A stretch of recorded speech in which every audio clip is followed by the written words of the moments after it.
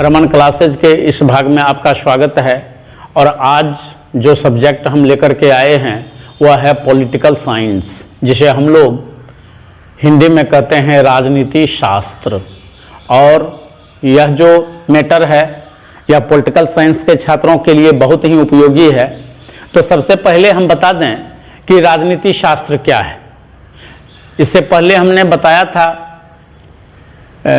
Intermediate के छात्रों के लिए कि कोई भी छात्र यदि इकोनॉमिक्स पढ़ते हैं तो उसका बेसिक कॉन्सेप्ट हमने दिया था। आज हम बताएंगे पॉलिटिकल साइंस के बारे में कि पॉलिटिकल साइंस क्या है। जिस तरह से अर्थशास्त्र एक बहुत ही प्रगतिशील और व्यापक विषय है, उसी प्रकार से जो राजनीति शास्त्र है, जिसे हम अंग्रेजी में पॉलिटिकल साइंस कहते हैं, यह राजनीति शास्त्र भी एक परिवर्तनशील और व्यापक विषय है। इसके विषय में भी जो राजनीति शास्त्री हैं, जो विचारक हैं, उनके अलग अलग विचार हैं और उन्होंने इसके बारे में भी अलग अलग परिभाषाएं दी है। और जब से सभ्यता और संस्कृति का विकास हुआ, जब से राज्य का विकास हुआ, तब से राजनीति शास्त्र है, तब से राजनीति विज्ञान है। इसे हम राजनीति विज्ञान भी कहते हैं। और इसके संबंध में अलग अलग विचारकों का अलग अलग परिभाषा है। तो सबसे पहले हम जानेंगे कि राजनीति शास्त्र है क्या। तो ऐसे तो इसकी परिभाषा देना बहुत ही कठिन है, फिर भी कई विचारकों ने इसकी परिभाषा दी है। इसमें जितनी भी परिभाषाएं हैं, उन परिभाषाओं का जो मूल्यांकन है, जो निष्कर्ष है, वह यह है कि राजनीति शास्त्र या राजनीति विज्ञान एक ऐसा विज्ञान है, एक ऐसा विषय है जो राज्य सरकार एवं उससे संबंधित जितने भी क्रियाकलाप होते हैं उन सारे क्रियाकलापों का अध्ययन करता है, जिसे हम लोग राजनीति शास्त्र कहते हैं। अब गार्नर साहब ने कहा है कि राजनीति शास्त्र का आरंभ और अंत राज्य से ही होता है। Political science begins and ends with the state. अरस्तु ने भी राज्य की परिभाषा दी, राजनीति शास्त्र की परिभाषा दी। और जो राजनीति शास्त्र है, तो राजनीति शास्त्र की जो उत्पत्ति हुई है, तो प्राचीन काल में यूनान में छोटे छोटे जो राज्य होते थे उसे पोलिस कहा जाता था। पोलिस का अर्थ होता था नगर राज्य। और ऐसा माना जाता है कि वहीं से राजनीति शब्द की यानी पॉलिटिक्स शब्द की उत्पत्ति हुई। और यह एक बड़ा ही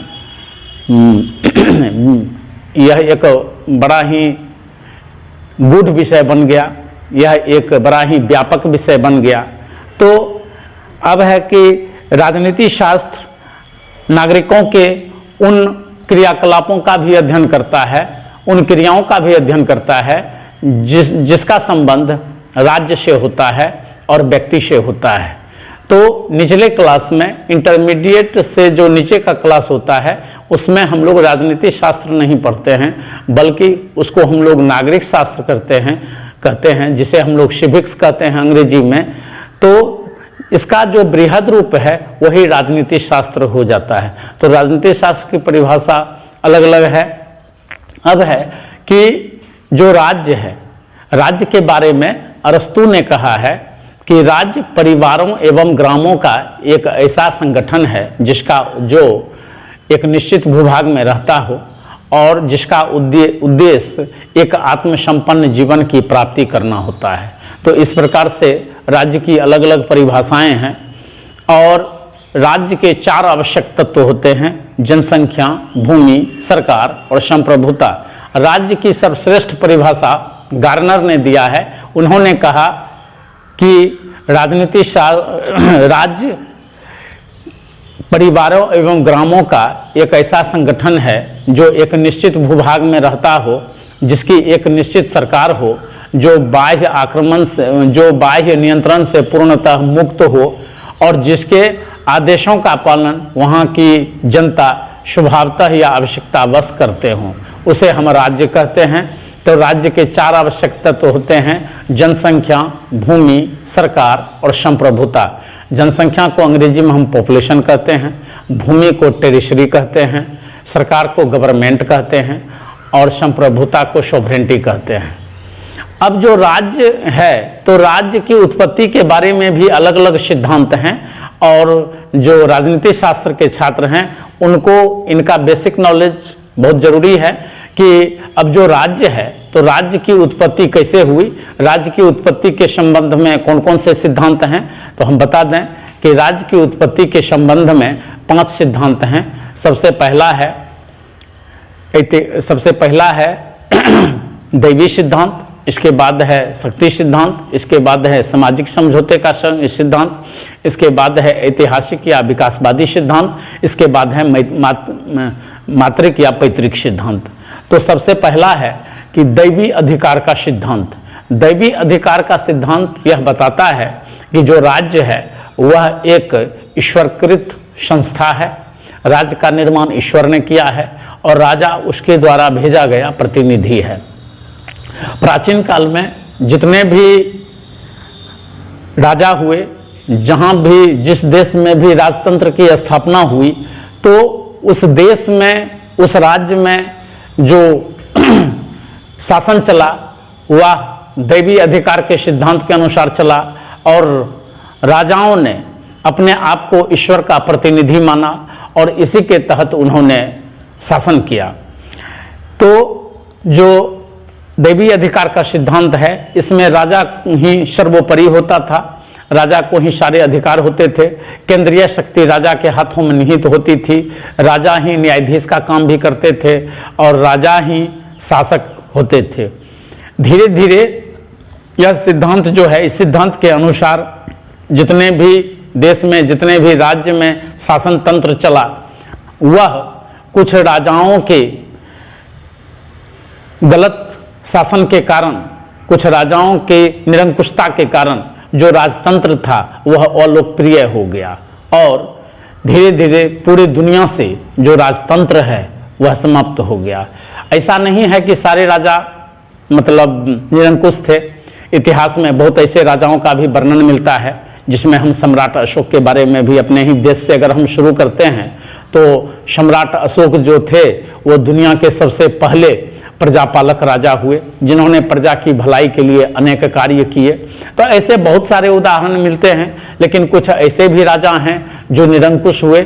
जैसे फ्रांस का राजा लुई 16वां था, वह अपने आप को राज्य कहता था और वह कहता था कि मैं ही राज्य हूँ, मेरे शब्द ही कानून हैं, अगर कोई भी व्यक्ति मेरे आदेश का उल्लंघन करता है तो वह ईश्वर का उल्लंघन करना माना जाएगा और मैं ईश्वर के प्रति उत्तरदायी हूँ, न कि जनता के प्रति। तो ऐसे बहुत सारे उदाहरण हैं। तो यह था दैवी अधिकार का सिद्धांत। अब है शक्ति सिद्धांत। हम जब प्राचीन ग्रंथों को पढ़ते हैं, जब उनका अध्ययन करते हैं, तो हम पाते हैं कि इस सिद्धांत के जो विचारक हैं उनका मानना है, और ऐसे ग्रंथों में पाया भी जाता है कि जो राज्य है, राज्य की उत्पत्ति शक्ति के द्वारा हुई। इस सिद्धांत के अनुसार, जो शक्ति सिद्धांत है, यह सिद्धांत कहता है कि राज्य शक्ति का परिणाम है। और गीता में भी कहा गया है कि वीर भोग्या वसुंधरा, यानी वीर ही इस पृथ्वी को भोग सकते हैं। तो प्राचीन काल में जो समाज था अलग अलग कबीलों में बटा हुआ था, और जो शक्तिशाली कबीले के लोग थे वे कमजोर कबीलों पर आक्रमण कर देते थे और आक्रमण करके उसे अपने कबीले में मिला लेते थे। इस प्रकार से धीरे धीरे यह संगठन बढ़ता गया और राज्य की उत्पत्ति हुई। हालांकि यह जो दैवी अधिकार का सिद्धांत है और यह जो शक्ति सिद्धांत है, यह वैज्ञानिक दृष्टिकोण से अपूर्ण है। बहुत सारे विचारकों ने कहा है कि शक्ति जो है, लड़ाई झगड़े से राज्य का निर्माण नहीं हो सकता है, युद्ध से राज्य का निर्माण नहीं हो सकता है। राज्य का निर्माण जब तक शांति स्थापित नहीं होगी तब तक राज्य का निर्माण नहीं हो सकता है। इसके बाद आता है सामाजिक समझौते का सिद्धांत। सामाजिक समझौते के सिद्धांत के 3 प्रमुख प्रतिपादक हुए हॉब्स, लॉक और रूसो। रूसो ने एक पुस्तक लिखी, सामाजिक अनुबंध, जिसे हम लोग सोशल कॉन्ट्रैक्ट कहते हैं। तो इन विद्वानों का मानना है कि जो राज्य है वह समझौते का परिणाम है। तो समझौता जो है किसी चीज का अंत होता है। तो इनका मानना है, इन विचारकों का, कि समाज के लोगों ने आपस में मिल बैठ करके समझौता किया और राज्य की उत्पत्ति हुई। इसके बाद आता है ऐतिहासिक या विकासवादी सिद्धांत। वैज्ञानिक दृष्टिकोण से, तार्किक दृष्टिकोण से ऐतिहासिक या विकासवादी सिद्धांत जो है, यह सिद्धांत ही सर्वमान्य है। पूरी दुनिया इस सिद्धांत को मानती है और इस सिद्धांत का कहना है कि जो राज्य है, राज्य का जो निर्माण हुआ है वह क्रमबद्ध रूप से विकास का परिणाम है।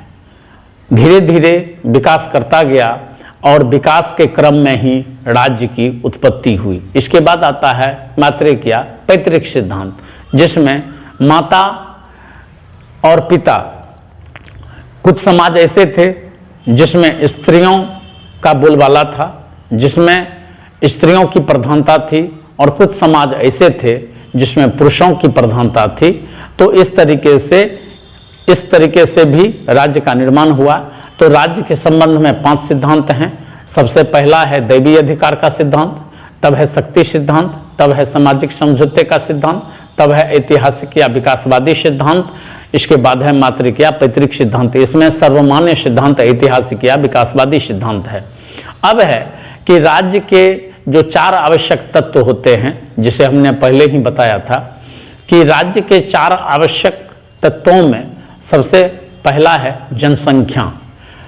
किसी भी राज्य के लिए जनसंख्या का होना जरूरी है, क्योंकि राज्य एक अमूर्त संस्था है और राज्य का निर्माण मानव ने किया है, तो राज्य के लिए जनसंख्या का होना जरूरी है। हालांकि यह निश्चित नहीं है कि किसी राज्य के लिए कितनी जनसंख्या होनी चाहिए, लेकिन चूंकि यह एक मानवकृत संस्था है, राज्य का निर्माण मानव के द्वारा हुआ है, इस कारण से जनसंख्या का होना जरूरी है।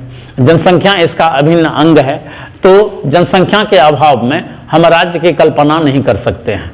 इसके बाद है एक निश्चित भूभाग। एक निश्चित भूभाग का मतलब यह हुआ कि हम तब तक राज्य का निर्माण नहीं कर सकते हैं जब तक कि हम अस्थायी रूप से निवास नहीं कर सकते हैं।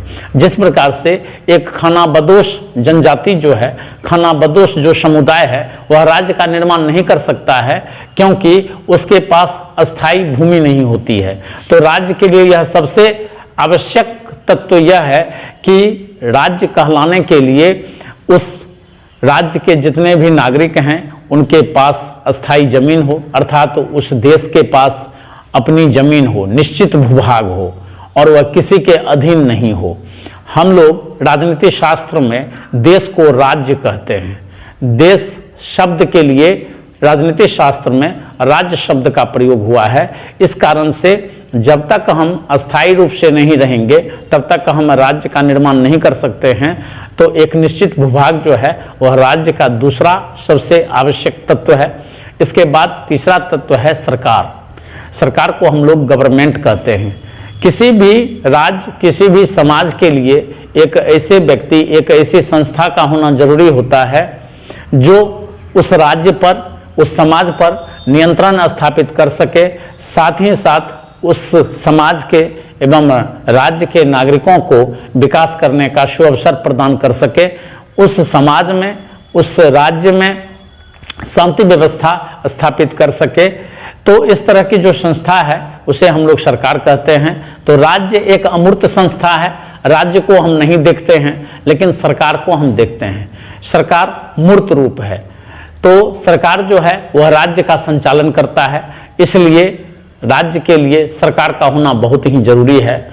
और जो सबसे अंतिम, सबसे आवश्यक तत्व है वह है सॉवरेनिटी, यानी संप्रभुता। संप्रभुता को अंग्रेजी में हम लोग सॉवरेनिटी कहते हैं और यह 2 शब्दों से बना है, सुपर और एनस शब्द से बना है। यह यूनानी भाषा का शब्द है और इससे सॉवरेनिटी का निर्माण हुआ। इसका अर्थ होता है कि राज्य बाह्य और आंतरिक दोनों मामलों में पूर्णतः मुक्त हो, इस पर किसी भी प्रकार का कोई नियंत्रण नहीं हो। जिस प्रकार 15 अगस्त 1947 ईस्वी से पहले भारत एक राज्य नहीं था। यहाँ पर हम राज्य इसलिए कह रहे हैं क्योंकि राजनीति शास्त्र में देश के लिए राज्य शब्द का प्रयोग होता है। तो 15 अगस्त 1947 ईस्वी से पहले भारत एक राज्य नहीं था, एक राज्य इसलिए नहीं था क्योंकि इसके पास संप्रभुता नहीं थी। यह ब्रिटिश शासन के अधीन था। भारत अंग्रेजों का एक उपनिवेश था और इसके साथ अंग्रेज उपनिवेशों जैसा ही व्यवहार करते थे, तो इसके पास संप्रभुता नहीं थी। 15 अगस्त 1947 ईस्वी को जब हमारा देश आज़ाद हुआ तो हमारे देश को संप्रभुता प्राप्त हुई और तब से भारत को एक देश का दर्जा मिला, एक राज्य का दर्जा मिला। और जो संप्रभुता है वह राज्य का प्राण है। जिस प्रकार से शरीर में यदि प्राण नहीं रहे तो शरीर निष्प्राण हो जाता है, उसी प्रकार से जो संप्रभुता है वह राज्य का प्राण है और इसके अभाव में हम, इसकी अनुपस्थिति में हम राज्य या देश की कल्पना तक नहीं कर सकते हैं। तो इस प्रकार से राज्य के 4 आवश्यक तत्व हो गए। जो संप्रभुता है वह सबसे अधिक आवश्यक तत्व है। 3 तत्वों के रहते हुए भी अगर संप्रभुता नहीं है तो उस क्षेत्र को, उस राज्य को, उस देश को हम राज्य नहीं कर सकते हैं, उसे राज्य का दर्जा प्राप्त नहीं हो सकता है। तो संप्रभुता राज्य का प्राण है। अब संप्रभुता 2 प्रकार की होती है। एक को हम लोग कहते हैं आंतरिक संप्रभुता, दूसरे को कहते हैं बाह्य संप्रभुता। आंतरिक संप्रभुता का अर्थ हुआ कि किसी भी देश को, किसी भी राज्य को यह अधिकार होना चाहिए कि वह अपने देश के अंदर, अपने राज्य के अंदर आंतरिक मामले में पूरी तरह से स्वतंत्र हो, यानी उसे किसी भी प्रकार का निर्णय लेने का अधिकार हो, वह निर्णय लेने में पूर्णतः सक्षम हो, वह किसी भी दूसरे देश के नियंत्रण में नहीं हो। इसे हम लोग आंतरिक संप्रभुता कहते हैं। इसके बाद है बाह्य संप्रभुता। बाह्य संप्रभुता का अर्थ हुआ कि वह देश या वह राज्य बाहरी नियंत्रण से पूर्णतः मुक्त हो, किसी भी दूसरे देश के अधीन न हो, वह किसी भी देश के साथ राजनीतिक, सामाजिक, आर्थिक, सांस्कृतिक संबंध स्थापित कर सकता है या किसी भी देश के साथ वह अपना संबंध विच्छेद कर सकता है। उसे यह पूरी तरह से अधिकार होनी चाहिए। जब तक यह अधिकार नहीं होगा तब तक उस राज्य के पास संप्रभुता का कोई अर्थ नहीं रह जाता है। तो इस प्रकार से हम देखते हैं कि राज्य के लिए जो सबसे परम आवश्यक तत्व है वह है संप्रभुता। संप्रभुता के अभाव में हम किसी भी देश को न तो देश कह सकते हैं न राज्य कह सकते हैं। अब सवाल उठता है कि क्या भारत के अंतर्गत आने वाले जो स्टेट हैं उसे हम राज्य कहेंगे? तो यह तो राज्य है, लेकिन इसकी, हमारा जो देश है भारत, इसकी एक इकाई है। तो बिहार हो, यूपी हो, राजस्थान, बंगाल, यानी भारत के जितने भी राज्य हैं वो वास्तव में राज्य नहीं हैं, वो इकाई राज्य हैं, क्योंकि वे सभी भारत के हिस्से हैं और भारत सरकार के, यानी केंद्र सरकार के पूर्ण नियंत्रण में हैं। और केंद्र सरकार को अधिकार है कि इससे संबंधित कानून बनाने का, इस पर कानून लागू करने का, देश में शांति व्यवस्था स्थापित करने का। तो भारत के पास संप्रभुता है, न कि जो भारत के जो इकाई हैं, यानी जो इकाई राज्य हैं, उनके पास संप्रभुता है। उनके पास संप्रभुता नहीं है, भारत सरकार के पास संप्रभुता है, इस पूरे देश के पास संप्रभुता है। इसलिए भारत एक राज्य है और बिहार एक राज्य नहीं है। हम आशा करते हैं कि जो पॉलिटिकल साइंस के छात्र हैं उनके लिए यह मैटर बहुत ही महत्वपूर्ण है, उन्हें निश्चित रूप से पसंद आएगा और इसको ध्यान से सुनेंगे और इसे अगर समय मिलता है तो इसे नोटबुक में भी लिख लें ताकि उनको इसे समझने में आसानी हो। और इन्हीं शब्दों के साथ मैं इस मैटर को, इस सब्जेक्ट को यहीं पर समाप्त करता हूँ। अगला जो मैटर होगा फिर अगले वीडियो में डालेंगे। अगर वीडियो पसंद आए तो अधिक से अधिक लाइक करें, शेयर करें और हमें सपोर्ट करें। तब तक के लिए जय हिंद, जय भारत।